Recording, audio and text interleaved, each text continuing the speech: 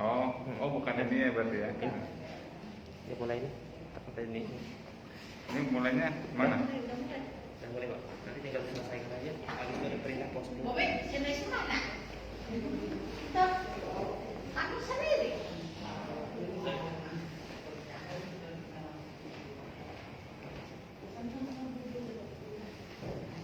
Kita mulai Pak ya.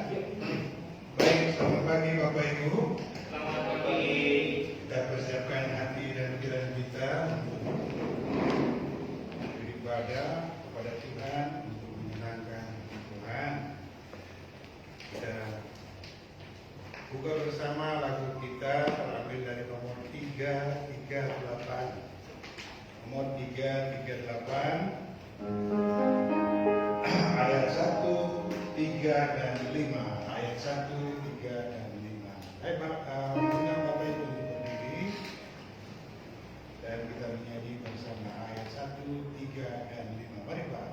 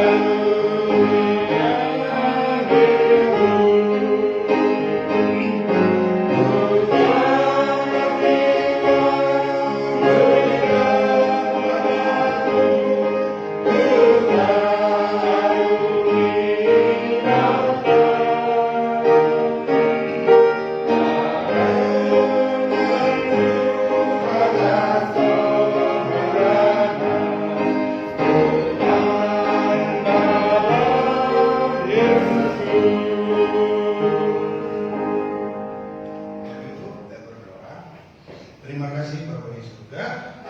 Tuhan Yesus telah mengumpulkan kami di sini. Begitu banyak kesibukan minus yang datang silih berganti terhadap kehidupan kita. Bersyukur kami bisa berkumpul pada pagi ini memuji, memuliakan kebesaran Tuhan. Buka hati akan kami masing-masing karena sementara kami mengadakan pembelajaran daripada firman Tuhan. Kiranya firman yang kami dengar nanti oleh Pak Gembala menjadi berkat untuk hati dan pikiran kami. Terima kasih Bapak. Di dalam nama Yesus kami berdoa. Amin.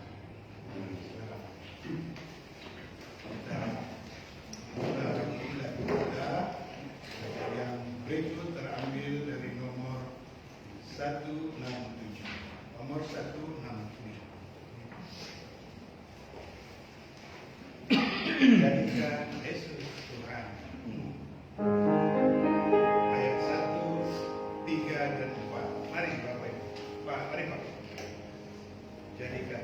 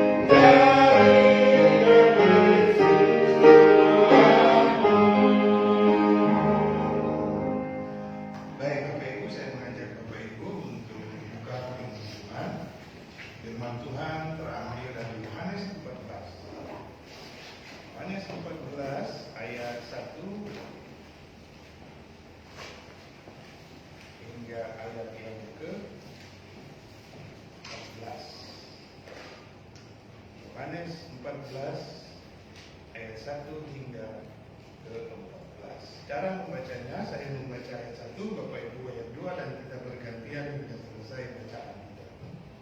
Yohanes 14 ayat 1. Rumah Bapa, janganlah gelisah hatimu. Percayalah kepada Allah, percayalah juga kepada Aku. Di rumah Bapakku banyak tempat tinggal. Jika tidak demikian, tentu Aku mengatakannya kepadamu. Sebab Aku pergi ke situ untuk menyediakan tempat bagimu. Dan apabila Aku telah pergi ke situ dan telah menyediakan tempat bagimu, Aku akan datang kembali dan membawa kamu ke tempatku, supaya di tempat di mana Aku berada, kamu pun berada. Dan kemana Aku pergi, kamu jalan di situ. Thomas kepadanya, Tuhan, kami tidak tahu kemana Engkau. Jadi bagaimana kami tahu jalan di situ? Kata Yesus kepadanya, Akulah jalan dan kebenaran dan hidup. Tidak ada seorang pun yang datang kepada Bapa kalau tidak melalui Aku. Sekiranya kamu mengenal Aku, pasti kamu juga mengenal Bapa. ini kamu mengenal dia dan kamu telah melihat dia. Kata Filipus kepadanya, Tuhan, tunjukkanlah Bapa itu kepada kami, itu sudah cukup bagi kami. Kata Yesus kepadanya, telah sekian lama aku bersama-sama kamu, Filipus, namun engkau tidak mengenal aku. Orang siapa telah melihat aku, dia telah melihat Bapa. Bagaimana engkau berkata tunjukkanlah Bapa itu kepada kami? Tidak percayakah engkau bahwa aku di dalam Bapa dan Bapa di dalam aku? Apa yang aku katakan kepadamu, tidak aku katakan dari diriku sendiri, tetapi Bapa yang diam di dalam aku, Dialah yang melakukan pekerjaannya. Percayalah kepadaku bahwa aku di dalam Bapa dan Bapa di dalam aku, dan setidak-tidaknya percayalah kamu pekerjaan-pekerjaan itu sendiri. Aku berkata kepadamu, sesungguhnya barang siapa percaya kepadaku, ia akan melakukan juga pekerjaan-pekerjaan yang aku lakukan, bahkan pekerjaan-pekerjaan yang lebih besar daripada itu, sebab aku pergi kepada Bapa. Dan apapun dan apa juga yang kamu minta dalam namaku, aku akan melakukannya supaya Bapa dipermuliakan di dalam aku. Jika kamu meminta sesuatu kepadaku dalam namaku, aku akan melakukannya. Amin. Demikianlah Tuhan mau memberkati kita masing-masing sesuai dengan hati kita berdoa kepada Tuhan. Saya masih memuji bersama Tuhan dengan menyanyi nomor 415. Masih tetap jadi Tuhan hidup kita. Masih tetap jadi Tuhan. 415 ayat 1, 3 dan 4. Mari.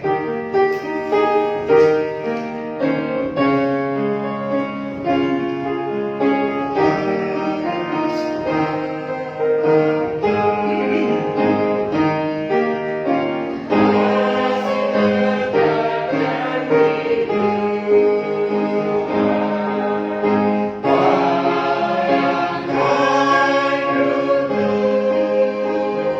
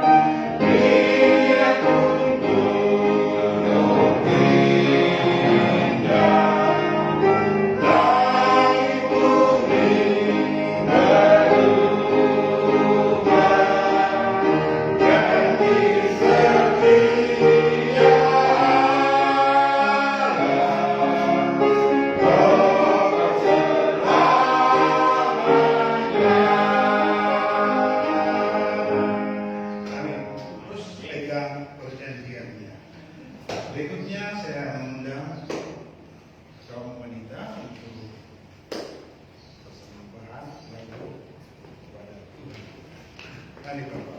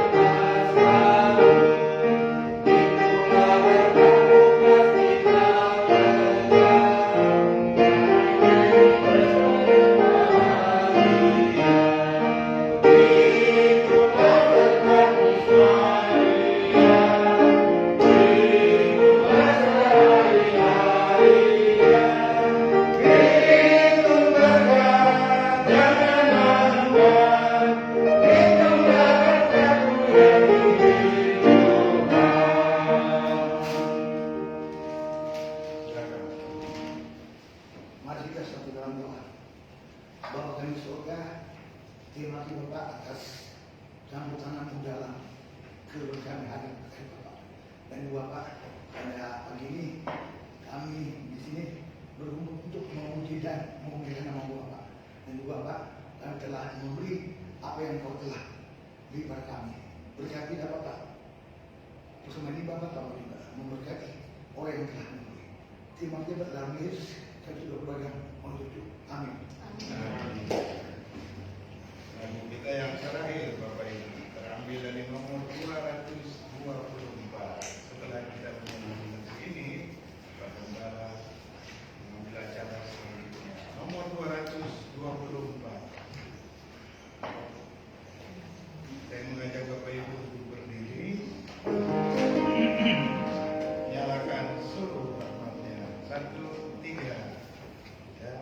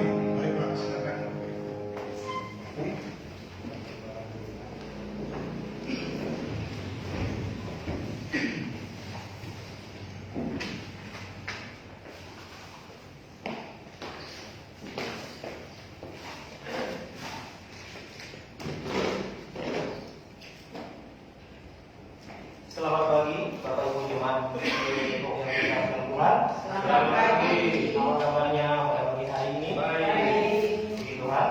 Kita patut mengucap syukur hari lepas hari karena kita tahu bahwa Tuhan senantiasa menyertai kita. Dan khususnya di hari Minggu ini yang sangat cerah, Tuhan masih memberikan kita kesempatan untuk berkumpul. Tadi kita sudah menyanyi dengan luar biasa. Kita sudah membaca firman Tuhan yang memberikan kekuatan rohani, dan sekarang kita akan belajar firman Tuhan untuk menjadi bekal kekuatan rohani kita dalam melewati hari-hari yang penuh dengan ketidakpastian, hari-hari yang penuh dengan segala jenis kejahatan. Tetapi kita sebagai orang percaya senantiasa diberikan kekuatan. Namun sebelum itu kita mau berdoa terlebih dahulu. Mari kita satu di dalam doa. Bapa kami di surga, terima kasih ya Tuhan. Pada pagi hari ini kami sungguh mengucap syukur karena hari ini kami punya waktu, punya kesempatan untuk datang berkumpul bersama jemaat di tempat ini. Orang-orang yang sudah Tuhan tebus, Tuhan kami sungguh bersyukur ada kesempatan bagi kami untuk belajar, merenungkan firman-Mu. Tuhan kiranya menyertai, memberkati segala aktivitas rohani kami pada pagi hari ini. Biarlah firman-Mu yang sama-sama akan kami baca, kami pelajari, kami renungkan. Ini memberikan kami kekuatan rohani yang membuat kami semakin hari semakin kuat meskipun kami berada di dalam dunia yang penuh dengan kejahatan. Terima kasih Tuhan, kami menyerahkan waktu hari ini ke dalam pimpinan dan penyertaan Tuhan saja. Hanya di dalam nama Tuhan Yesus Kristus kami berdoa dan mengucap syukur. Amin. Bapak Ibu sekalian yang saya kasihi dalam Tuhan, pada pagi hari yang indah ini, di hari Minggu ini tanggal 21 Maret, kita akan merenungkan satu topik renungan kita, yaitu jangan biarkan kesempatan itu lewat. Jangan biarkan kesempatan itu lewat. Bapak Ibu sekalian yang saya kasihi di dalam Tuhan, saya yakin baik saya maupun Bapak Ibu semua dan saudara-saudari yang menyaksikan live streaming kebaktian hari ini, kita pasti pernah memiliki satu momen di mana kita menyesal. Karena apa? Karena kita sudah menyia-nyiakan kesempatan.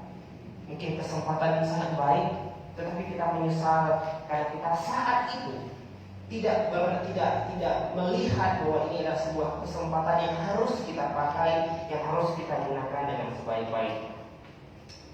Jangan pernah sia-siakan kesempatan yang ada, sebab terkadang kesempatan itu datang hanya sekali. Betul Bapak Ibu sekalian? Banyak orang Kristen menyesal, banyak orang di dunia ini menyesal saat kesempatan yang baik itu tidak digunakan dengan sebaik-baik. Ya. Sisanya adalah tinggal menyesal dan menyesal. Itu sudah tidak ada gunanya lagi. Bahkan kalau kita lihat dalam Alkitab, zaman Nuh, Tuhan memberikan orang-orang kesempatan pada saat itu. Orang-orang yang hidup pada zaman Nuh itu kesempatan kurang lebih 120 tahun lamanya bagi mereka untuk menyadari, untuk bertobat dari segala kejahatan mereka. Kita lihat dalam Alkitab bahwa mereka tidak menggunakan kesempatan itu dengan sebaik-baiknya, sampai akhirnya kesempatan itu lalu. Dan apa yang terjadi? Kita lihat Tuhan menghukum dunia ini, termasuk orang-orang yang menyia-nyiakan kesempatan untuk bertobat itu. Dan akhirnya hanya Nuh sekeluarga yang hidup. Tentu ini tidak bisa. Tentu banyak orang, mungkin mereka saat itu ketika mereka mengalami bencana yang besar itu, mereka terombang-ambing, mereka terseret, mereka mengalami gempa bumi, mereka mungkin menyesal kenapa waktu itu tidak segera membuat keputusan dalam hidup mereka untuk ikut apa yang Nuh sudah sampaikan. Dan Bapak Ibu sekalian, dalam perjanjian baru juga, Lukas 16 ayat 19 sampai 31. Lukas 16 ayat 19 sampai 31. Ini cerita tentang orang kaya dan Lazarus. Di situ dipaparkan, disebutkan bahwa orang kaya menyesal atas keputusan hidupnya, di mana dia sudah menyia-nyiakan kesempatan untuk tidak percaya. Kesempatan untuk percaya, bukan tidak. Kesempatan untuk percaya kepada Tuhan Yesus, tetapi dia pakai untuk tidak percaya. Akhirnya apa? Ketika mereka meninggal, dia menyesal, dan dia bahkan meminta agar Lazarus dibangkitkan untuk mengingatkan 5 orang saudaranya yang masih hidup di dunia. Tentu ini penyesalan yang sudah tidak ada gunanya lagi. Ya, Bapak Ibu sekalian, penyesalan itu datang terlambat. Kalau penyesalan itu datang di awal, saya pikir semua orang tidak akan pernah menyia-nyiakan kesempatan. Tapi yang namanya penyesalan pasti ada di belakang. Oleh sebab itu, Bapak Ibu sekalian, saudara-saudari yang menyaksikan live streaming ini di rumah, satu hal yang harus kita pahami bahwa di dalam dunia ini banyak sekali jenis kesempatan. Tetapi khusus orang yang percaya, khusus orang Kristen, minimal ada 3 kesempatan yang jangan sampai dilewatkan. Karena kalau sampai ini dilewatkan, bukan hanya sekedar menyesal, tapi akan merugi hidup selama-lamanya. Ya, akan merugi selama-lamanya. Dia bisa jadi rugi, keturunannya bisa jadi rugi, dan orang-orang yang di sekitarnya juga bisa bisa disebabkan oleh kesempatan yang tidak dipakai oleh orang tersebut dengan sebaik-baiknya.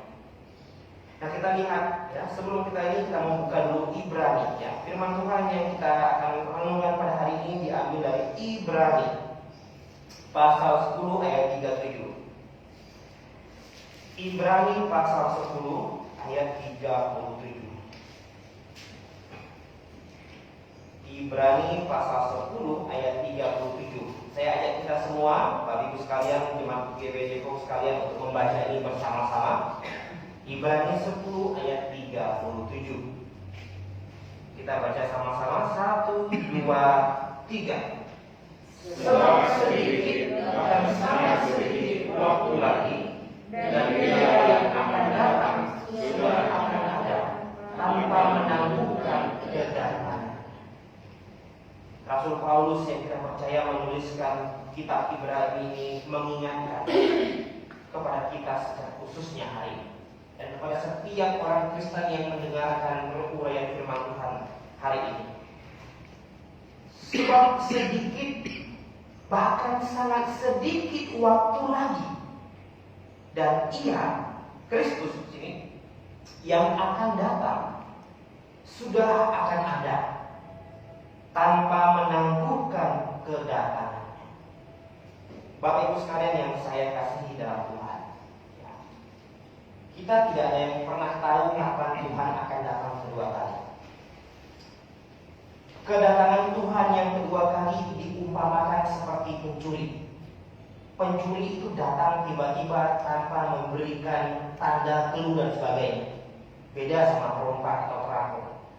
Itu kelihatan gerombolannya akan datang dari jauh. Ini akan merampok. Tapi pencuri itu datang secara tiba-tiba. Nah, karena ini datang secara tiba-tiba, diperlukan kesiapan bagi setiap orang percaya. Kalau 1 jam kemudian Tuhan datang, apa yang kita siapkan hari ini?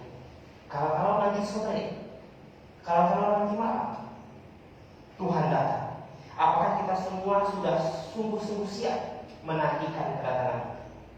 Kalau ditanya orang Kristen, apakah kamu siap menantikan kedatangan Tuhan? Semua orang Kristen akan jawab, ya siap. Tetapi mari ya, koreksi lagi. Ya, koreksi lagi.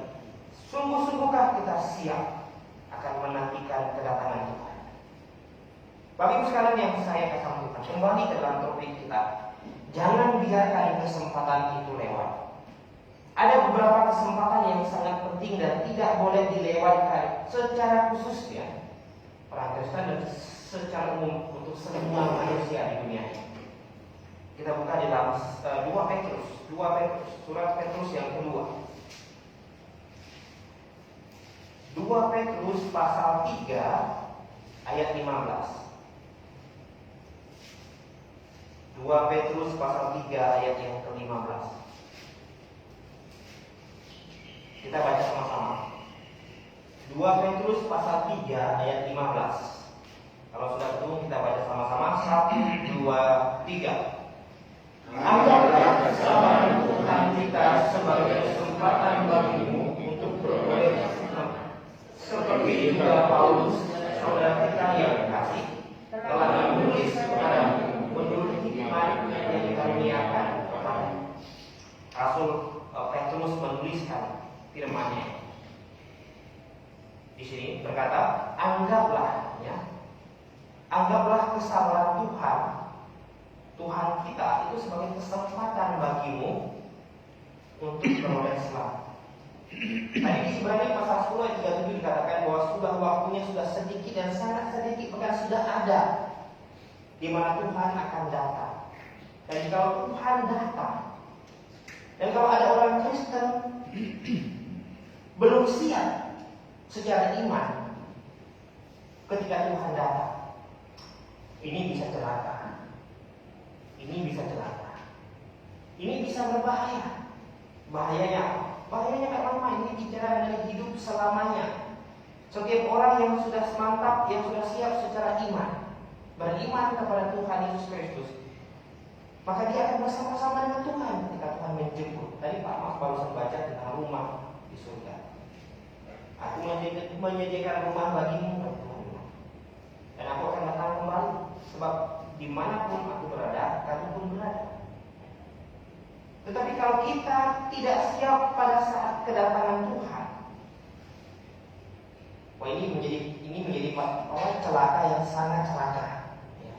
Bapak Ibu sekalian yang saya satu. Tetapi kalau hari ini Tuhan belum datang, kalau pagi ini Tuhan belum datang, sebenarnya itu adalah kata firman Tuhan, anggaplah itu kesempatan bagi kita untuk beroleh semangat, untuk menakar, untuk bertanya kembali, untuk mengoreksi diri kembali, untuk mengingatkan kita, sudahkah saya sungguh-sungguh diselamatkan? Sudahkah saya sungguh-sungguh memiliki iman yang benar, supaya ketika Tuhan datang nanti saya benar-benar siap? Bapak Ibu sekalian yang saya kasih dalam Tuhan, kita akan lihat hari ini akan banyak sekali membuka firman Tuhan, ya. Keselamatan itu apa sebenarnya? Nah, ini kita lihat dalam Kisah Para Rasul. Apa itu keselamatan? Kisah Rasul pasal 15 ayat yang ke-11. Kisah Rasul pasal 15 ayat yang ke-11. Kita mau baca sama-sama. Kisah Para Rasul pasal 15 ayat yang ke-11. Kisah Rasul pasal 15 ayat 11. Sudah ketemu? Dalam hitungan yang 3 kita akan baca sama-sama. 1, 2, 3. Sebaliknya Kita percaya bahwa oleh kasih karunia Tuhan Yesus Kristus kita akan beroleh keselamatan sama seperti mereka itu. Yaitu dikatakan bahwa keselamatan itu kasih karunia. Kasih karunia. Di mana keselamatan itu hanya bisa didapatkan lewat bertobat dan percaya. Itu kasih karunia. Kita tidak akan bisa dapatkan keselamatan itu di tempat yang lain. Itu hanya atas pemberian Tuhan. Tuhan yang kasih, itu kasih karunia namanya. Ya. Kisah Rasul mengatakan bahwa keselamatan itu kasih karunia. Kemudian, bagaimana cara mendapatkan keselamatan itu? Ini yang paling penting. Banyak orang berusaha mendapatkan keselamatan itu dengan mengandalkan kekuatannya, kerajinannya ibadah, ya, perbuatan baiknya. Tapi apa kata firman Tuhan? Orang Kristen harus lihat apa kata firman Tuhan. Kita lihat Efesus pasal 1 ayat 13 terlebih dahulu. Efesus pasal 1 ayat 13. Efesus pasal 1 ayat 13. Kita akan baca sama-sama kembali. Efesus 1 ayat 13 dalam hitungan yang ketiga. 1, 2, 3. Ya, kamu juga karena kamu telah mendengar firman kebenaran, yaitu Injil keselamatanmu. Di dalam Dia kamu juga ketika kamu percaya dimanfaatkan dengan Roh Kudus yang menjadi jalannya. Dalam ayat 13 dikatakan, di dalam Dia di dalam Kristus, kamu telah mendengar firman kebenaran. Apa itu firman kebenaran? Injil keselamatan. Di dalam Dia kamu percaya atas Injil keselamatan tersebut, lalu dimateraikan dengan Roh Kudus. Jadi ada tahap-tahapnya untuk mendapatkan keselamatan itu. Yang pertama, mendengarkan Injil keselamatan. Ya.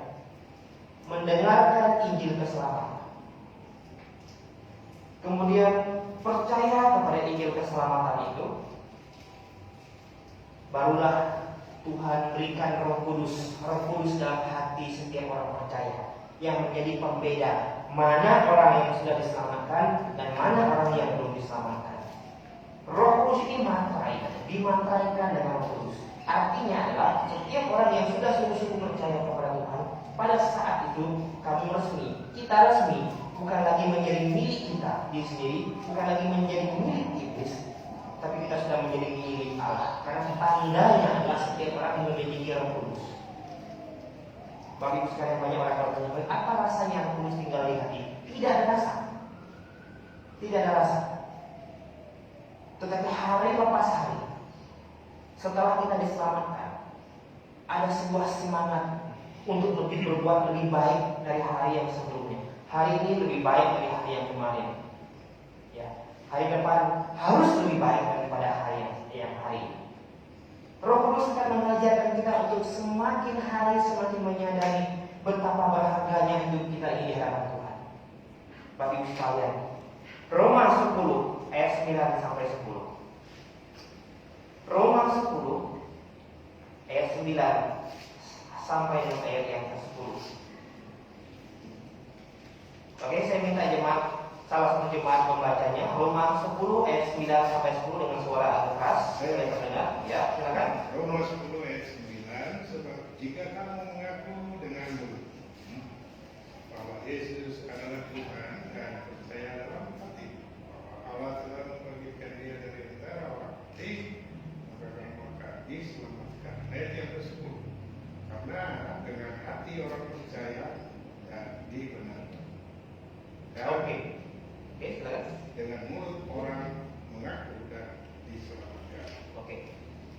Di Roma pasal 10 ayat 9 sampai 10 ini diperjelas kembali oleh Rasul Paulus bahwa pertama keselamatan itu didapat dengan mendengarkan Injil, lalu percaya kepada Injil keselamatan itu barulah kita dimateraikan dengan Roh Kudus. Tetapi di dalam Roma pasal 10 ayat 9 sampai dengan ke-10 ini dijelaskan kembali oleh Paulus bahwa kita itu butuh yang namanya mengaku dengan mulut, bertobat dan percaya. Bertobat itu mengaku diri orang berdosa, mengaku diri orang bersalah, dan menyesali segala perbuatan kesalahan.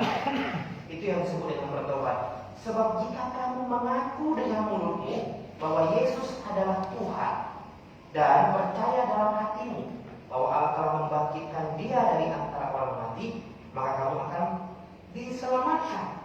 Ayat 10-nya, karena dengan hati orang percaya dan dibenarkan, dan dengan mulut orang mengaku dan diselamatkan. Perlu yang namanya pengakuan dari mulut bahwa saya orang berdosa dan saya menyesali akan semua kesalahan yang sudah saya buat sampai dengan hari ini, dan saya mau bertobat, mengaku dan percaya kepada Tuhan Yesus. Percaya seperti apa? Percaya seperti apa? Nah, percaya seperti apa supaya diselamatkan? Karena banyak orang Kristen mengajarkan yang penting percaya Yesus saja, Pak, sudah pasti selamat. Kalau kita hanya sekedar percaya Yesus, iblis juga percaya Yesus. Apakah iblis diselamatkan? Tidak. Lalu percaya yang seperti apa supaya setiap orang bisa selamat? Kita buka dalam 1 Yohanes. 1 Yohanes pasal 2 ayat 2. 1 Yohanes pasal 2 ayat yang kedua. 1 Yohanes pasal 2 ayat yang kedua saya akan bacakan. Silakan Bapak Ibu sekalian menyimak di Alkitabnya. 1 Yohanes pasal 2 ayat 2. Dan Ia adalah pendamaian untuk segala dosa kita, dan bukan untuk dosa kita saja, tetapi juga untuk dosa seluruh dunia. Jadi Bapak Ibu sekalian, di ayat ini dikasih jelasan kita bahwa kita percaya kepada Tuhan Yesus. Percaya seperti apa? Percaya bahwa Dia adalah pendamaian untuk segala dosa kita. Segala dosa. Dan bukan hanya dosa kita, tapi dosa seisi dunia. Yesus Kristus datang ke dunia, mati di atas kayu salib. Mati secara manusia di atas kayu salib. Itu untuk menyelesaikan, mendamaikan kita. Dengan siapa? Dengan Allah Bapa. Sebelum kita diselamatkan, sebelum kita bertobat dan percaya kepada Kristus, kita ini menjadi musuh Allah. Musuh Allah yang siap untuk dihukum di neraka bersama dengan iblis, karena kita memilih untuk ikut dan percaya kepada iblis. Tetapi Yesus Kristus 2000 tahun yang lalu sudah disalibkan untuk mendamaikan kita. Mendamaikan kita dengan Allah, supaya setiap orang yang mau percaya kepada Dia ini diperdamaikan dengan Allah. Bapak Ibu sekalian, percaya Yesus Kristus yang sudah menjadi pendamai dan menebus semua dosa kita. Nah, arti dari semua dosa kita ini adalah dosa yang pernah kita buat di masa lalu, dosa yang pernah kita buat yang sekarang mungkin sedang kita buat di masa ini, dan dosa yang akan kita buat di masa yang akan datang. Ini sudah Tuhan tanggung di atas kayu salib. Ini sudah Tuhan selesaikan di atas kayu salib. Ini namanya segala dosa. Yesus tidak menebus satu-satu dosa. Ya. Karena hari ini banyak orang Kristen percaya setiap kali buat dosa minta ampun, setiap kali buat dosa berdoa minta ampun. Berarti dia percaya Yesus menanggung dosa satu-satu. Makanya tiap malam dia bertobat. Tidak seperti itu konsep yang benar. Alkitab mengajarkan Yesus menebus segala dosa, seluruh dosa kita. Dosa yang pernah kita buat, yang sekarang sedang kita buat, bahkan yang akan kita buat sudah Tuhan tanggung. Loh enak dong, ya. Kalau yang belum dibuat sudah Tuhan tanggung, oh ya memang enak. Itu sebab istimewa di orang Kristen. Tetapi Bapak Ibu sekalian, bukan berarti ketika kita bertobat dosa kita sudah ditanggung lalu kita seenaknya berbuat dosa. Bukan seperti itu. Ada sebuah tanggung jawab yang harus dipegang setiap orang percaya. Oleh sebab itu kita buka dalam Galatia pasal 2 ayat 20. Galatia, kita baca sama-sama kembali. Galatia pasal 2 ayat yang ke-20. Supaya kita tidak salah paham bahwa dosa yang belum kita buat sudah ditanggung. Enak kalau itu buat dosa lagi kita sudah ditanggung. Tidak seperti itu. Ada sebuah tanggung jawab yang harus kita pegang hari ini. Galatia pasal 2 ayat 20. Kita baca sama-sama. 1, 2, 3. Namun aku hidup, tetapi bukan lagi aku sendiri yang hidup, melainkan Kristus yang hidup di dalam aku. Dan hidupku yang kuhidupi sekarang di dalam daging adalah hidup oleh iman dalam Anak Allah yang telah mengasihi aku dan menyerahkan dirinya untuk aku. Paulus mengajarkan kita ada sebuah tanggung jawab rohani.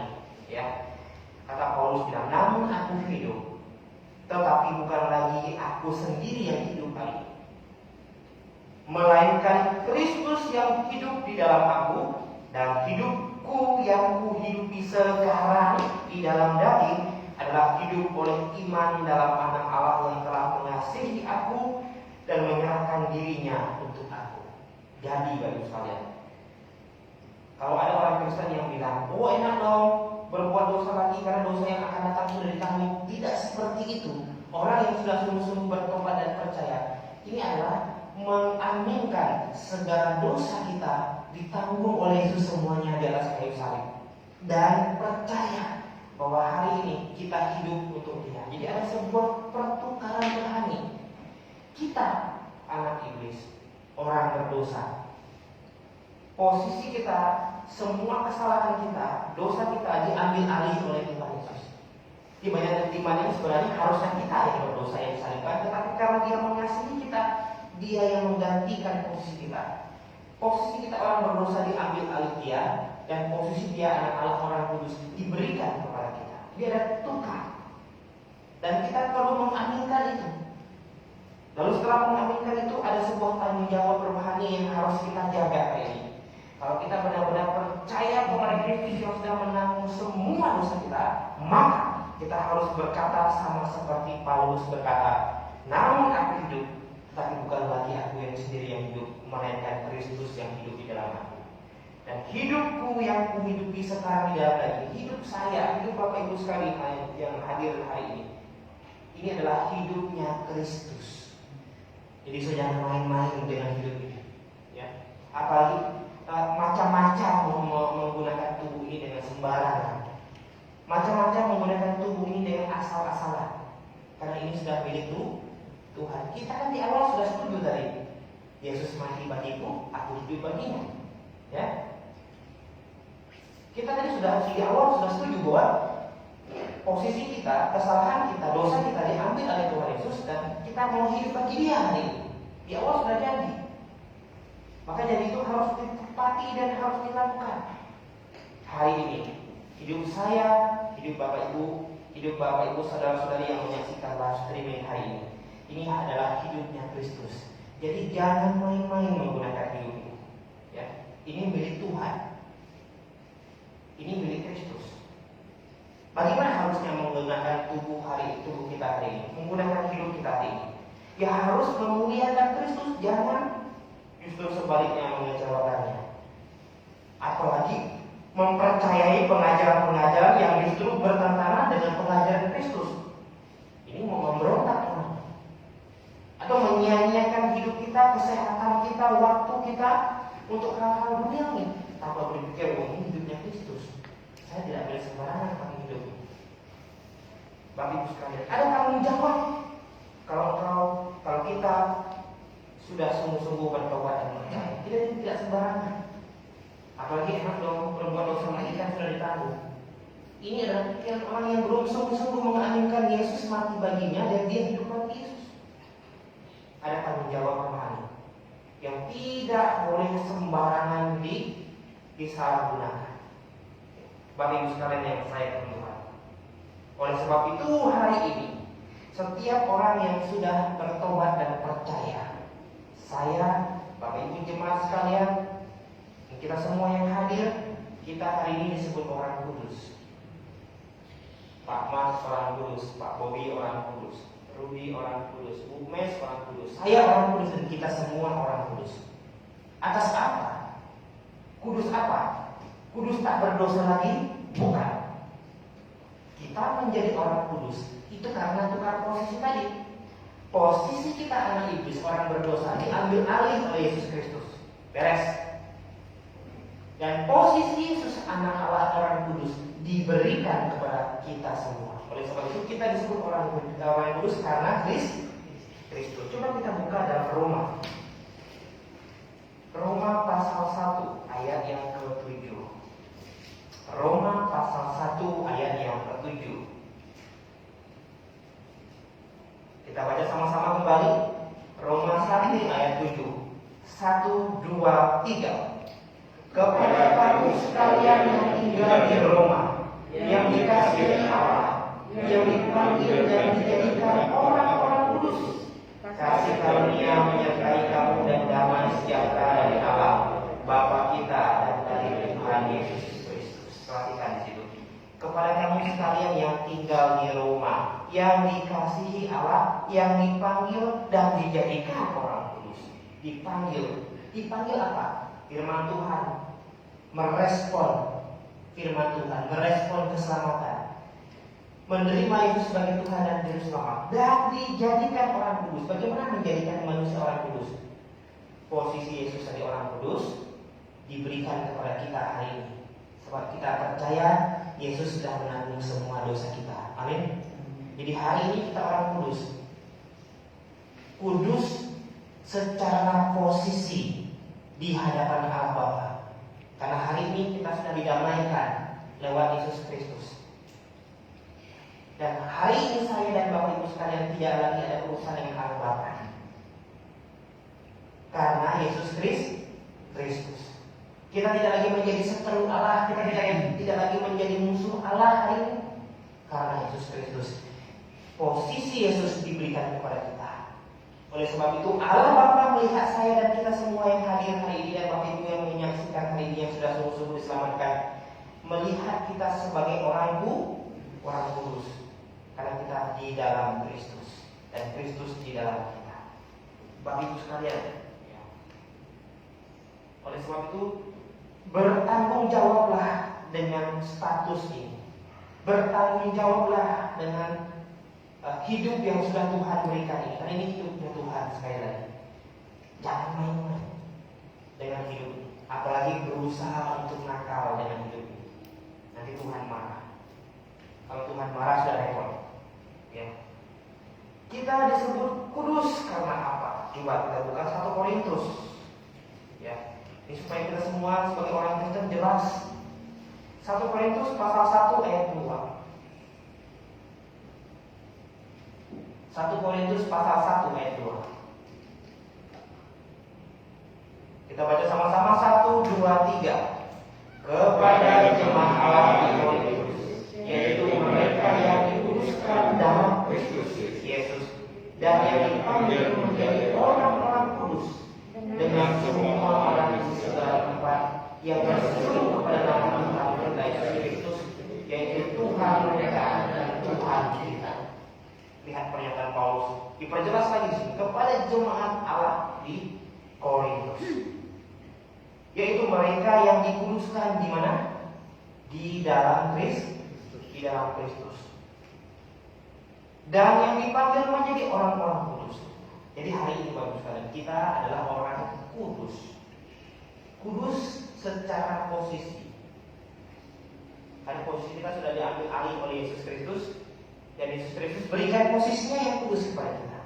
Oleh sebab itu hari ini kita menyandang status orang kudus dan sekaligus anak Allah. Gak main-main. Ingat terus, saya orang kudus, saya anak Allah. Jadi hati-hati, ya, jangan sembarangan. Kita kudus karena di dalam Kristus. Jadi kapan satu hari kita tidak jadi orang kudus lagi? Ketika kita meninggalkan Kristus. Selama kita ada di dalam Kristus, maka kita disebut orang kudus. Ya, kita buka satu ayat lagi. Filipi pasal 4 ayat 21. Filipi pasal 4 ayat 21. Kita baca sama-sama 1, 2, 3. Sampaikanlah salamku kepada tiap-tiap orang kudus dalam Kristus Yesus. Salam kepada kamu dari saudara-saudara yang bersama-sama dengan kami. Salam katanya kepada tiap-tiap orang kudus di dalam Kristus. Berarti kita hari ini, sekali lagi saya mau tekankan, kita hari ini disebut orang kudus karena kita ada di dalam Yesus. Bagaimana kita ada di dalam Yesus tadi? Karena kita bertobat dan percaya sungguh-sungguh kepadanya dan berjanji hari ini mau hidup bagi Dia. Karena Yesus Kristus sudah menggantikan posisi kita untuk bisa dihukumkan. Bapak Ibu sekalian yang saya kasih dalam Tuhan. Jadi hari ini, ya, kita adalah orang-orang kudus. Dan orang-orang kudus itu apa? Ya. Efesus pasal 1 ayat 1. Efesus pasal 1 ayat 1. Efesus pasal 1 ayat 1. Kita baca sama-sama sekali. Efesus pasal 1 ayat 1. 1, 2, 3. Dari Paulus, Rasul Kristus Yesus, oleh kehendak Allah, kepada orang-orang kudus Yesus, orang-orang percaya dalam Kristus Yesus. Di orang-orang kudus ini pastilah adalah orang-orang yang percaya kepada Kristus. Bapak Ibu sekalian, jadi kita barusan belajar poin yang pertama, ya. Kesempatan pertama yang sangat penting dan tidak boleh kita lewatkan adalah dalam 2 Petrus pasal 3:15 ini adalah kesempatan untuk beroleh apa? Keselamatan. Kesempatan untuk beroleh keselamatan. Ini jangan sampai dilewatkan oleh setiap orang Kristen. Karena keselamatan hanya didapat dengan kita bertobat dan percaya kepada Kristus dengan sungguh-sungguh. Tidak didapat dengan status kita sebagai anak pendeta, sebagai orang Kristen sejak lahir, sebagai anak pelayan Tuhan, anak majelis, anak apapun itu. Itu tidak menjadikan kita beroleh keselamatan. Keselamatan itu harus bisa didapat hanya lewat pengakuan iman kita kepada Tuhan. Bahwa saya mempercaya kepada Yesus Kristus yang sudah menebus semua dosa saya. Dosa yang pernah saya buat, yang sekarang saya buat, bahkan yang akan saya buat, sudah Tuhan Yesus tanggung. Saya mengaminkan Yesus menggantikan seluruh dosa saya, dan hari ini saya mau hidup bagi Dia. Keselamatan hanya didapat dengan kita percaya seperti itu, ya. Jadi jangan sia-siakan kesempatan ini. Kalau kesempatan itu datang kepada kita, mungkin hari ini, mungkin besok, ketika kita mendengarkan Injil keselamatan yang benar tadi, jangan tunggu lagi, karena kita tidak tahu kesempatan itu bisa lewat. Kalau sudah lewat dan kita sudah tidak dapat lagi, kita menyesal, itu sudah tidak ada gunanya. Sama seperti orang kaya yang menyesal setelah berada di dalam dunia orang mati. Yang kedua, kesempatan yang selanjutnya yang jangan sampai dilewatkan. Dan kalau dilewatkan, ini akan rugi seumur hidup. Bapak Ibu sekalian, kita buka Amsal 23 ayat 23. Banyak orang hafal Amsal 23 ayat 23, tapi banyak orang tidak mengerti apa maksud Amsal 23 ayat 23. Amsal 23 ayat 23, kita baca sama-sama. Amsal 23 ayat yang ke-23. 1, 2, 3. Belilah kebenaran dan jangan dijualnya. Demikian juga dengan hikmat, didikan, dan pengertian. Belilah kebenaran dan jangan menjualnya. Demikian juga dengan hikmat, didikan, dan pengertian. Nah, yang kedua, kesempatan yang kedua yang tidak boleh disia-siakan adalah kesempatan untuk mendapatkan kebenaran. Kesempatan untuk mendapatkan kebenaran. Kalau kebenaran itu, kalau suatu hari kesempatan itu datang kepada kita dan kita mendengarkannya itu, segera terima, dapat, dan peganglah kebenaran. Jangan tunggu, karena kita tidak tahu benar apa kesempatan itu bisa berlalu, bisa lewat, dan kalau sudah lewat lalu kita menyesal itu sudah terlambat. Misalnya, Amsal bilang belilah kebenaran dan jangan pernah jual lagi. Itu artinya yang namanya kebenaran itu sesuatu yang sangat mahal, sangat berharga. Itu sebabnya firman Tuhan bilang jangan dijual lagi, apalagi ditukar. Ditukar dengan jabatan, ditukar dengan harta, ditukar dengan status sosial, ditukar dengan pasangan hidup. Jangan sampai, karena itu mahal dan tidak mampu dibeli. Tidak mampu dibeli. Kalau satu hari kita kesempatan untuk mendapatkan kebenaran itu, apalagi mendapatkan kebenaran itu dengan cuma-cuma dan mendengarkan firman Tuhan live streaming hari ini yang hanya habis beberapa kuota saja, dan kalau tidak memegang kebenaran itu rugi selamanya. Bagus sekalian yang saya tentukan. Apa itu kebenaran? Apa itu kebenaran? Ya, kita akan lihat satu persatu supaya kita paham juga. Kita buka Yohanes 14 ayat 6 yang tadi sudah dibaca. Yohanes 14 ayat 6. Dan banyak orang Kristen hafal ya. Tapi sekali lagi, hafal dan tidak, apalah artinya hafal dan tidak paham. Yohanes 14 ayat 6. Kita baca sama-sama. Yohanes pasal 14 ayat 6. Kita baca sama-sama. 1, 2, 3. Kata Yesus kepadanya, "Akulah jalan dan kebenaran dan hidup. Tidak ada seorang pun yang datang kepada Bapa kalau tidak melalui Aku." Jadi apa itu kebenaran? Yesus Kristus adalah kebenaran. Sudahkah kita mendapatkan kebenaran hari ini?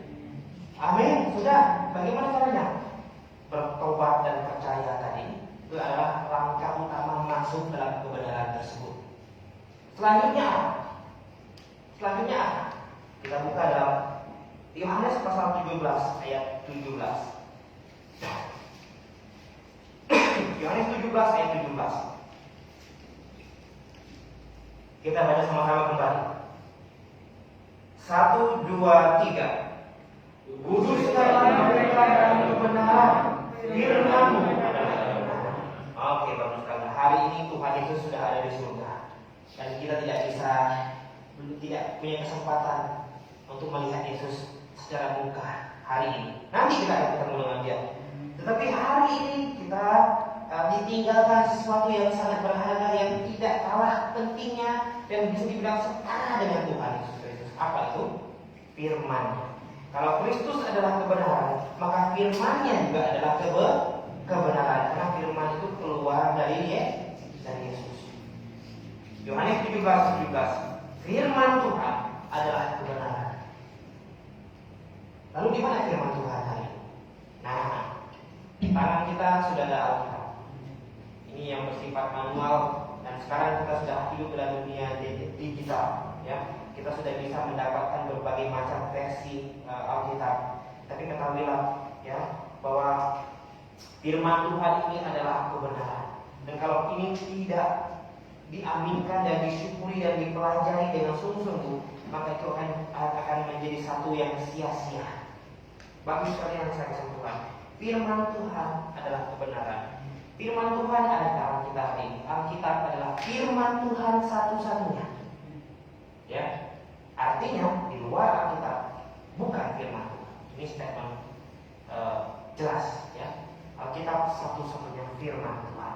Jadi bagi ibu sekalian, ya, jangan sampai tidak mendapatkan kebenaran sementara kita di rumah punya kitab. Ya, mungkin karena Alkitabnya disimpan di kotak yang dibuat sedemikian rapi, ya, dipahat sedemikian indah, lalu Alkitab disimpan di dalamnya dengan harapan Alkitabnya jadi jimat. Enggak seperti itu salah. Ya, mau baca Alkitab yang dulu simpan dulu nanti baru kita seperti itu menggunakan Alkitab. Alkitab ini dibaca, diteliti, ditulis, ditandai, dicoret, dikasih tahu, ya, supaya apa? Supaya kita paham. Alkitab ini jangan dijadikan jimat atau barang sesuatu yang mengandung makna mistis, magic dan sebagainya. Kita tidak seperti itu mempergunakan Alkitab. Alkitab ini harus dibaca, dibolak-balik sampai kertasnya lusuh mungkin. Bagi sekalian, kebenaran lahir dari iman. Jadi kebenaran itu tidak bisa didapatkan dengan sembarangan. Kita buka dalam Roma pasal 9. Roma pasal 9 ayat 30.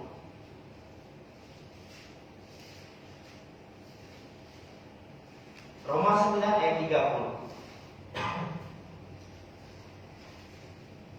Kita baca sama-sama. Roma 9 ayat 30. 1, 2, 3. Jika demikian, maka yang Anda kita katakan ini bahwa bangsa-bangsa lain yang tidak mengerjakan kebenaran telah beroleh kebenaran, yaitu kebenaran karena iman. Jadi kebenaran itu harus didapat melalui iman. Ya, iman yang seperti apa? Iman yang di awal tadi, bahwa saya percaya kepada Yesus Kristus sebagai Tuhan dan Juru Selamat kita untuk bisa memperoleh kebenaran. Ya, ini kebenaran yang sejati. Ya, jadi harus disertai dengan iman yang benar. Kalau sebab itu banyak orang yang tidak punya iman yang benar, meskipun dia Kristen, dia tidak akan pernah dapatkan kebenaran. Kalau dia belum sungguh-sungguh bertobat dan percaya kepada Tuhan Yesus dengan sepenuh hati. Ya, status menjadi orang Kristen dari KTP itu tidak menjadikan kita mutlak diselamatkan dan dapat kebenaran. Itu semua harus dilalui dengan sikap hati. Sikap hati yang mencintai kebenaran, yang mengasihi Tuhan, barulah akan bisa dapat kebenaran. Ya. Nah, hari ini kebenaran utama itu adalah keselamatan. Itu kebenaran yang paling utama yang harus setiap orang Kristen miliki. Selanjutnya, setelah kita diselamatkan, kita belum langsung dipanggil oleh Tuhan ke surga. Kita diberikan kesempatan untuk apa? Belajar, meneliti, membaca, ya, bertanya untuk mendapatkan kebenaran firman Tuhan yang lain. Oke, diselamatkan adalah langkah utama, langkah pertama yang baik. Itu langkah pertama yang sangat tepat. Dan selanjutnya perlu tekun dalam kebenaran. Kita bilang tekun dalam kebenaran. Artinya rajin belajar firman Tuhan supaya semakin hari semakin tahu. Karena selama kita di dunia ini, ya, untuk urusan ke surga memang hanya dibutuhkan adalah iman, ya, bertobat dan percaya. Tetapi selama di dunia ini dibutuhkan kesaksian hidup. Ya. Jadi untuk ke surga dibutuhkan iman. Itu sudah kita dapatkan ketika kita bertobat dan percaya. Tetapi di dunia supaya orang tahu kita beriman, ini dibutuhkan kesaksian. Lewat apa? Lewat pembelajaran firman Tuhan. Bagi sekalian yang saya sempurna, banyak orang ingin melawan kebenaran, menentang kebenaran, bahkan mengajarkan kebenaran untuk menentang kebenaran, mengajarkan Alkitab untuk menentang kebenaran. Tahu? Ya. Coba kita buka dalam 2 Korintus pasal 13 ayat 8. 2 Korintus pasal 13 ayat 8. 2 Korintus pasal 13 ayat 8. Kita baca sama-sama kembali. 2 Korintus 13 ayat 8. 1, 2, 3. Kami tidak dapat berbuat apa-apa melawan kebenaran. Yang dapat kami berbuat ialah untuk kebenaran. Paulus sudah jelaskan bahwa tidak ada usaha yang mampu dibuat untuk melawan kebenaran. Kalau itu sesuatu kebenaran, mau dibolak-balik pun itu adalah kebenaran. Kalau Alkitab menyatakan bahwa Yesus Kristus itu Tuhan dan Juru Selamat semua manusia, Dia adalah Allah. Itu adalah kebenaran dan tidak ada yang bisa melawannya. Meskipun hari ini banyak orang Kristen tidak percaya Yesus Allah, ya, yang setara dengan Bapa. Mereka percaya Yesus Kristus ini Allah, tapi berada tingkatnya di bawah dengan Bapa. Kamu sedang melawan kebenaran. Kamu sedang melawan kebenaran. Diselamatkan itu hanya lewat bertobat dan percaya, dan tidak perlu ditambah usaha-usaha yang lain. Hari ini banyak orang Kristen yang percaya bahwa diselamatkan itu perlu dengan bertobat dan percaya, plus dengan rajin ke gereja, rajin melayani, dan rajin-rajin yang lain. Berarti kamu sedang menentang kebenaran. Paulus berkata, aku tidak dapat berbuat apa-apa melawan kebenaran. Yang aku bisa lakukan adalah berbuat untuk kebenaran. Alkitab mencatat dan mengajarkan hal ini bahwa bahasa lidah, mimpi, karunia, bernubuat dan sebagainya itu sudah selesai seiring Alkitab lengkap di tangan kita. Tapi hari ini banyak orang yang mau terus punya karunia berbahasa lidah, punya mimpi yang bisa yang sifatnya ilahi, punya karunia ini, karunia itu dan sebagainya. Berarti kamu hari ini sedang menentang kebenaran. Paulus sudah bilang, kami tidak bisa menentang kebenaran. Mau kamu apapun itu tetap kebenaran. Ya. Alkitab mengajarkan baptisan hanya untuk orang yang sudah bertobat dan percaya. Banyak orang Kristen hari ini membaptis balik. Untuk apa? Kamu sedang menentang kebenaran. Justru kamu harus berbuat untuk kebenaran, bukan menentang. Alkitab mengajarkan seorang gembala itu harus laki-laki, karena syaratnya adalah suami dari satu istri. Gembala. Hari ini banyak gembala tapi wanita. Dia mau memutar balikkan firman Tuhan yang di dalam firman yang berkata istri dari satu suami. Dibalik, ya. Kamu sekarang bukan sedang berbuat kebenaran, meskipun seolah-olah sedang berkhotbah dari firman Tuhan, tapi kamu sedang menentang kebenaran, memutar balikkan firman Tuhan. Mari kita sama-sama rendah hati. Kalau apa yang kita sudah lakukan selama ini ternyata bertentangan dengan Alkitab, bertentangan dengan firman Tuhan, karena firman Tuhan adalah kebenaran. Kalau kita mengajarkan sesuatu sedikit saja bertentangan dengan firman Tuhan, maka mari sebelum jauh berbalik. Paulus bilang, kami tidak dapat berbuat apa-apa melawan kebenaran. Yang dapat kami perbuat ialah untuk kebenaran. Mari sama-sama berbuat untuk kebenaran, bukan sebaliknya, malah menentang kebenaran dengan pura-pura mengajarkan firman Tuhan. Bapak Ibu sekalian yang saya hormati, setelah kita mendapatkan kebenaran, apa tindakan kita sebagai orang percaya selanjutnya? Kita buka kembali dalam 2 Timotius. 2 Timotius pasal 2 Timotius pasal 3 ayat 14. 3 ayat 14. 2 Timotius 3 ayat 14. Kita baca sama-sama. 2 Timotius pasal 3 ayat yang ke-14. 1, 2, 3. Tetapi hendaklah engkau tetap berpegang pada kebenaran yang telah engkau terima dan telah yakini dengan selalu mengingat yang telah mengajarkan kepada. Paulus ajarkan Timotius dan Timotius ajarkan kepada jemaatnya untuk ingat dan tetap berpegang pada kebenaran. Ini sama dengan jangan menjual kebenaran, tapi justru dipegang. Berat nggak? Kebenaran ini berat, ini memang berat. Berat. Tapi jangan dijual, jangan dilepas, apalagi ditinggalkan. Ya, nanti rugi. Kita rugi, bisa jadi efeknya ke orang-orang di sekitar kita, keluarga kita, dan banyak orang-orang yang kita sayangi juga ikut merasakan efeknya. Tetapi Amsal mengajak kita hari ini, belilah kebenaran dan jangan menjual.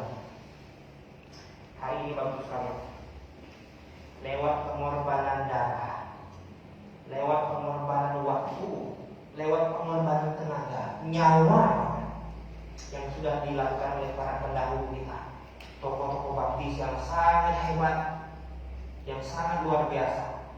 Mereka rela menukar nyawanya, mereka rela menukar uangnya, menukar tenaganya, menukar pikirannya dan segala yang dia miliki dalam hidupnya ini, supaya kebenaran yang mereka yakini bisa mereka teruskan ke keturunan-keturunan mereka selanjutnya dan sampai ke generasi kita hari ini.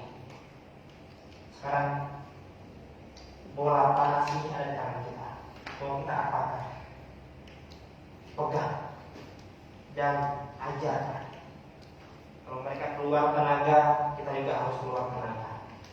Kalau mereka keluar pikiran, kita juga mesti ikut keluar pikiran. Kalau mereka keluar uang, kita juga mesti keluar uang semampu. Kalau mereka mempertaruhkan nyawa, kita juga harus siap satu hari mempertaruhkan itu. Demi apa? Agar kebenaran yang murni akan terus diestafetkan ke generasi yang berikutnya. Kita hari ini melihat mereka luar biasa, kesaksian mereka sungguh indah. Itu karena apa? Karena mereka mencatatkan hidupnya dengan sebuah tinta emas yang tidak bisa dihapus oleh apapun. Dan kita hormat dengan banyak minggu lalu kita bertulis dalam warta yang dengan sedemikian gigihnya mempertahankan dan mengkhotbahkan tentang baptisan bayi. Di penjara 12 tahun, keluar ditambah 6 bulan lagi. Di luar penjara istrinya kelaparan sekarang mati. Semua ini dilakukannya demi kebenaran itu sampai di kita hari. Oleh sebab itu peganglah kebenaran. Hari ini kita dapat kebenaran itu dan kita pegang, ya. Dan poin yang terakhir, kesempatan yang tidak boleh dilewatkan. Yang pertama, kesempatan untuk beroleh keselamatan. Yang kedua, kesempatan untuk mendapatkan kebenaran. Dan yang ketiga, 1 Timotius 3 ayat 15. Bagi sekalian sudah hafal? Ada di atas kita. Ya, 1 Timotius 3 ayat 15. Kita baca sama-sama kembali. Ya, ini ayat kita. Harusnya hafal kalau bisa. 1 Timotius 3 ayat 15. 1, 2, 3. Jadi, jika aku terlambat dalam engkau tahu bagaimana orang harus hidup sebagai keluarga Allah, yakni jemaat dari Allah yang hidup, yang menopang dan dasar kebenaran. Kesempatan yang ketiga yang tidak boleh dilewatkan adalah kesempatan berada dalam jemaat yang benar. Memang ini kesan orang yang tidak mengasihi kebenaran akan melihat ini kesannya seperti sombong. Tapi ini bukan sombong. Ya. Ingat, Tuhan Yesus bilang apa? Ketika Anak Manusia datang, adakah dia dapati iman di bumi? Artinya dalam kemahatauan Yesus Kristus, dia melihat semakin hari semakin akhir zaman,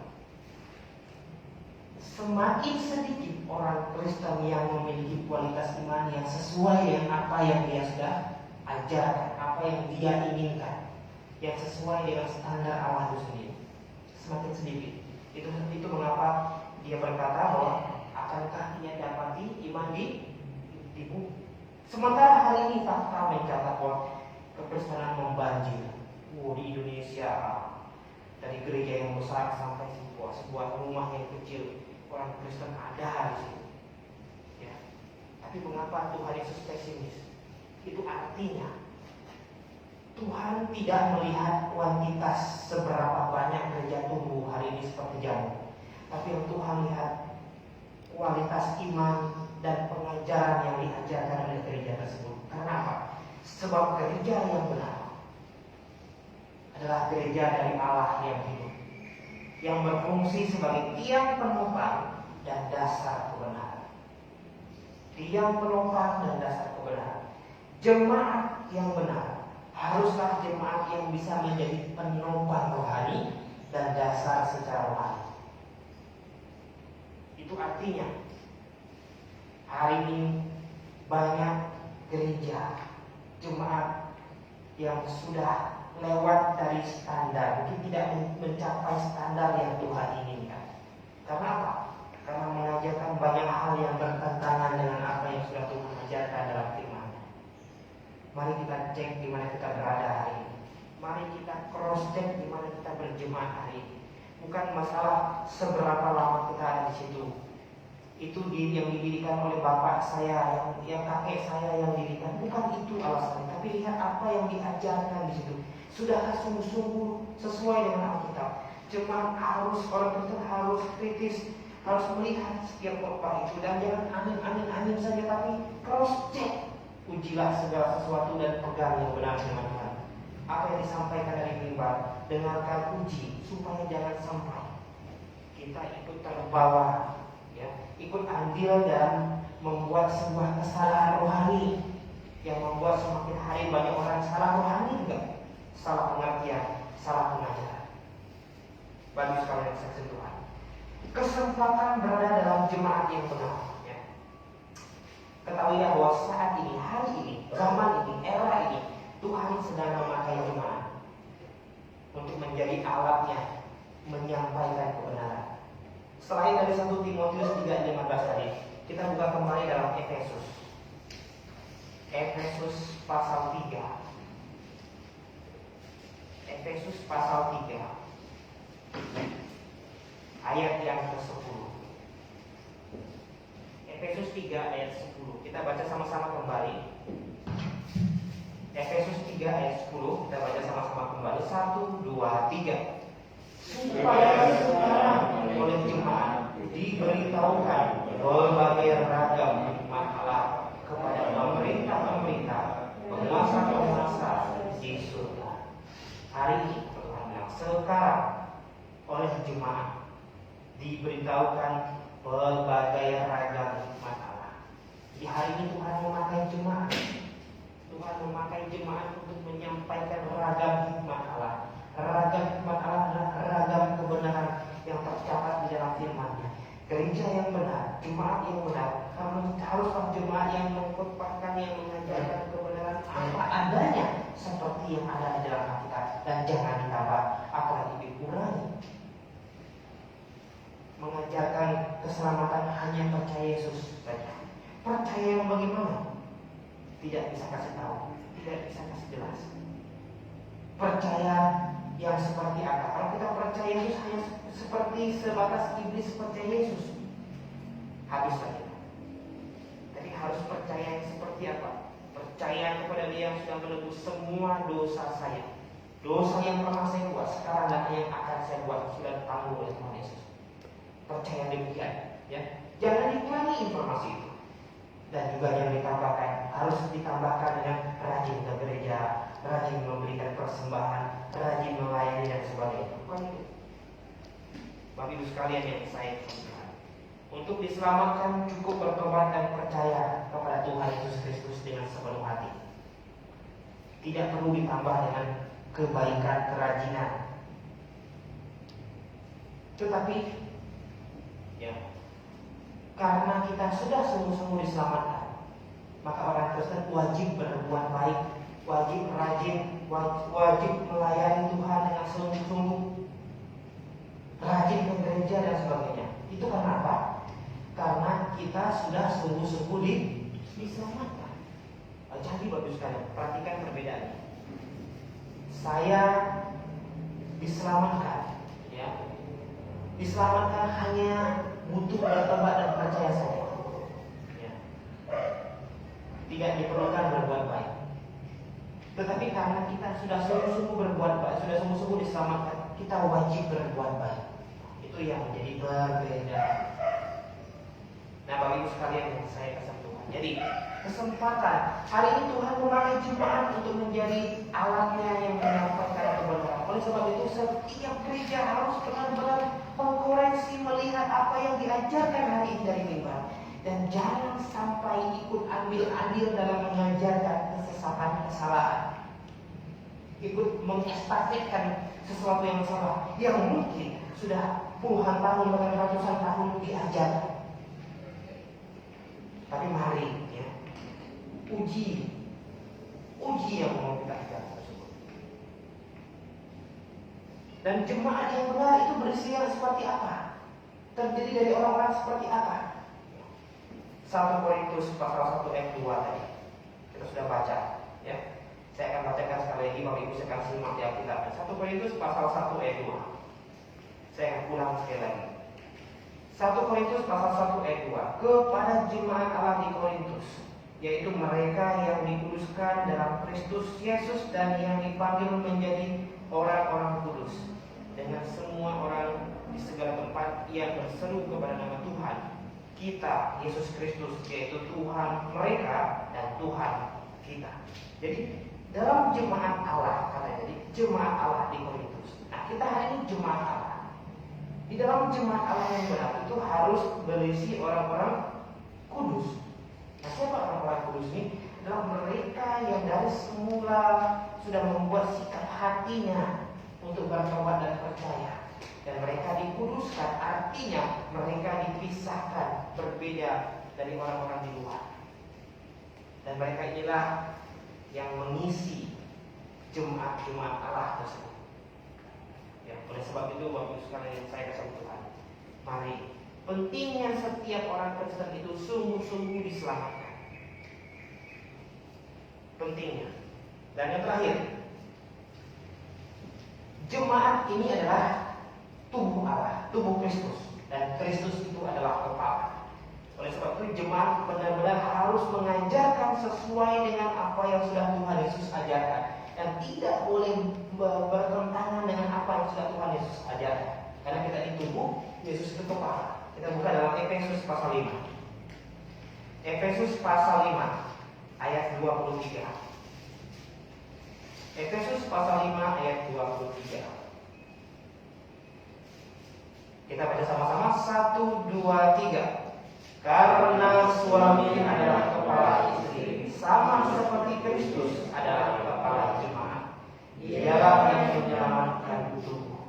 Jadi posisi jemaat dan Kristus itu digambarkan dengan posisi istri dan suami. Suami kepala istri, istri tunduk kepada suami.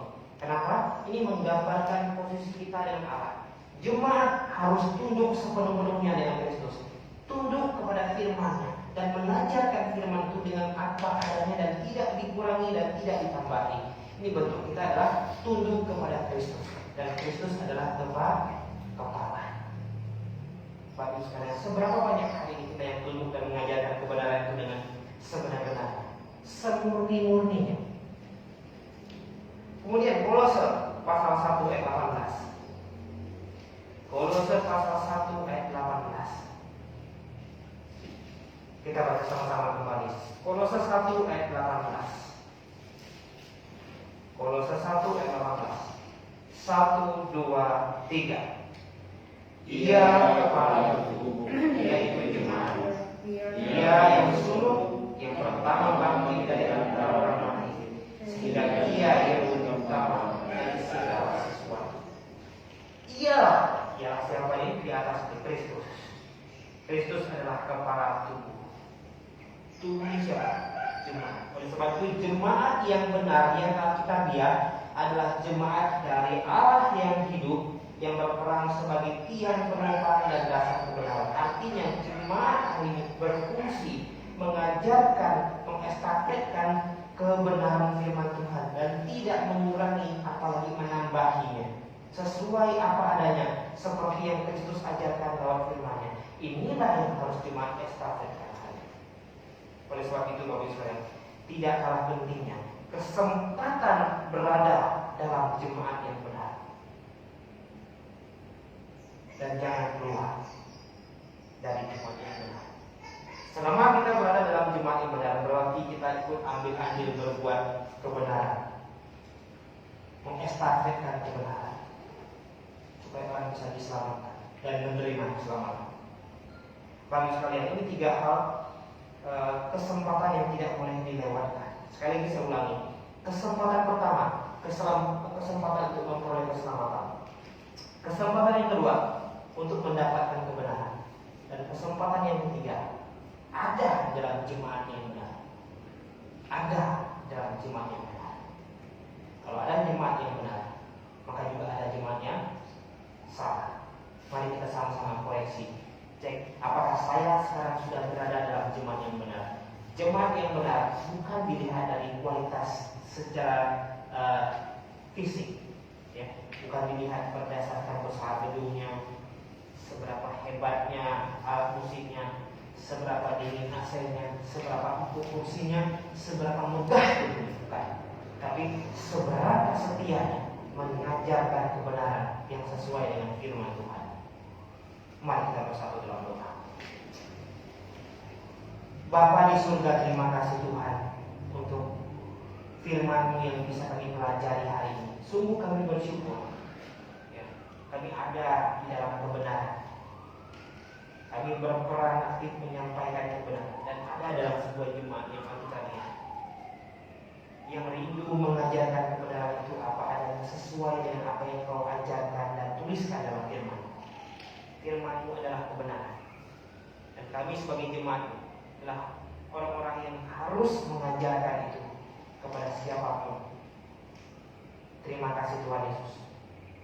Kami mengucap syukur dan berdoa hari ini. Kiranya Tuhan yang menyertai kami.